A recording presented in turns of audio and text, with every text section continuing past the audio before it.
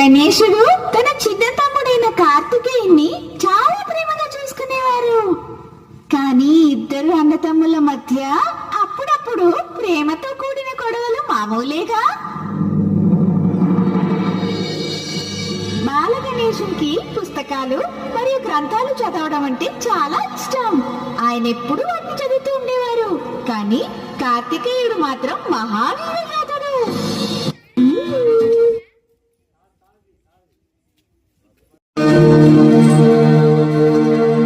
మనం వెళ్ళి నదిలో స్నానం చేయాలి. నువ్వు వెళ్ళు కార్తికేయ. ఈ రోజు భోజనం కొద్దిగా ఎక్కువైంది. నాకు నిద్ర వస్తుంది. బాగా ఎక్కువగా తిని మీకు బద్ధకం పెరిగిపోయిందన్నయ్య.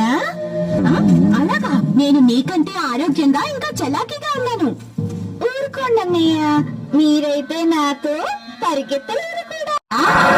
నారాయణ నారాయణ, మీ ఇద్దరిలో ఎవరు శక్తివంతుడో తెలుసుకోవాలి అంటే మహాముని, మీ ఇద్దరిలో ఎవరైతే మొత్తం విశ్వాన్ని 3 సార్లు చుట్టి వచ్చి మొట్టమొదటిగా తల్లిదండ్రులకి పాదాభివందనం చేస్తారో వారే విజేతగా నిర్ధారించబడతారు. నారాయణ నారాయణ. మొత్తం విశ్వాన్ని 3 సార్లు తిరిగి రావాలా? నాకు కళ్ళు తిరుగుతున్నాయి ప్రభు.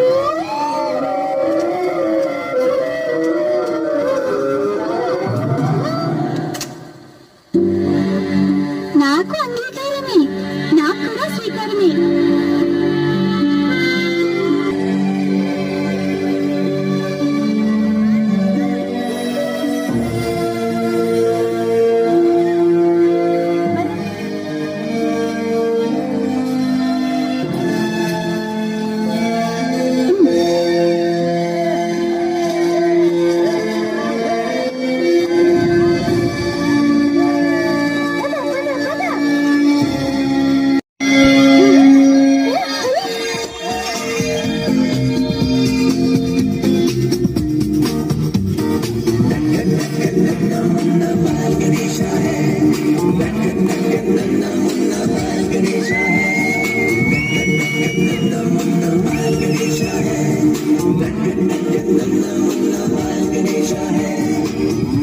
ఇదిగో విశ్వాన్ని 3 సార్లు చుట్టూ వచ్చాను మహాముని. ఇదెలా?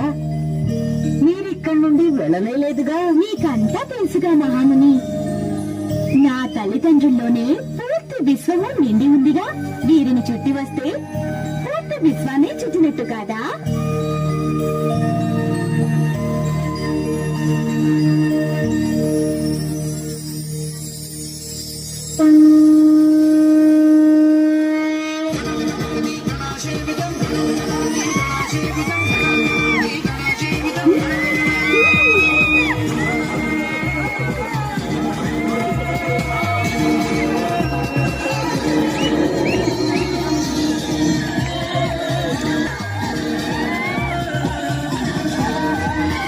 ఆయన మీకంటే ముందరే విశ్వాన్ని 3 సార్లు చుట్టి వచ్చారు. అంతేకాక వీరే విజయులు అయ్యారు. నారాయణ నారాయణ. అదేలా? అన్నయ్య తప్పకుండా ఏదో చురుకిన పని చేసుంటారు.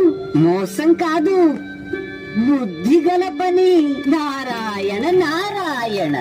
అలా అయితే అన్నయ్య, ఒకవేళ మీరు విశ్వాన్ని 3 సార్లు చుట్టూ వస్తే చెప్పండి, 4 వైపులా ఏంటేం చూసారో మరి? 7 మహాద్వీపాలు, 4 మహాసముద్రాలు, హిమాలయ పర్వతాలలో ఎత్తైన పర్వతము, విశ్వంలో అతి పొడవైన నీల్ నది చూశాను. ఇంకా చెప్పనా?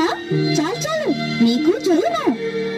కానీ ఇదెలా సాధ్యం? ఒక చిన్న పనితో. కానీ ఈ రోజు నాకు విశ్వాసం కలిగింది. నా చిన్న తమ్ముడు కూడా ఎవరికీ తీసుకోడని. వాస్తవానికి ఈ రోజు జరిగిన పరీక్షలో అసలైన విజేత నువ్వే.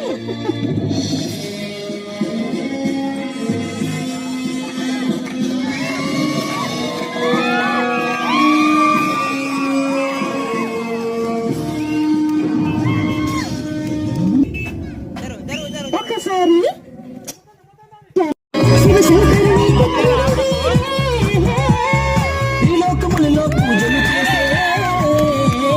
శివశంకరుని పుత్రుడు వీడే.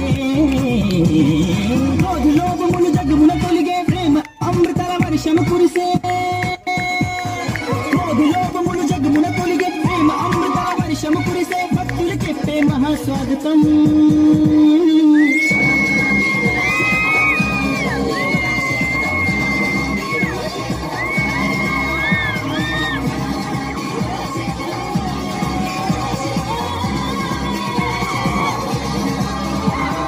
త్రిలోకములలో పూజలు చేసే శివశంకరుని పుత్రుడు వీడే. ఎందుకంటే వాళ్ళకి ఎంత పెద్ద బహుమతి ఇచ్చినా కూడా తక్కువే. ముఖ్యంగా ఈ కార్యక్రమానికి శ్రీకారం చుట్టినటువంటి దర్శకురాలికి అసలు ఇటువంటి ఆలోచన రావడమే నాకెంతో సంతోషంగా ఉంది. నాకే కాదు, ఈ కార్యక్రమం ఓలన్ సోలుగా ఉభయ తెలుగు రాష్ట్రాలలోనే ఇది ఒక గొప్ప ఘనకార్యంగా అందరికీ మార్గదర్శకంగా అవుతుంది.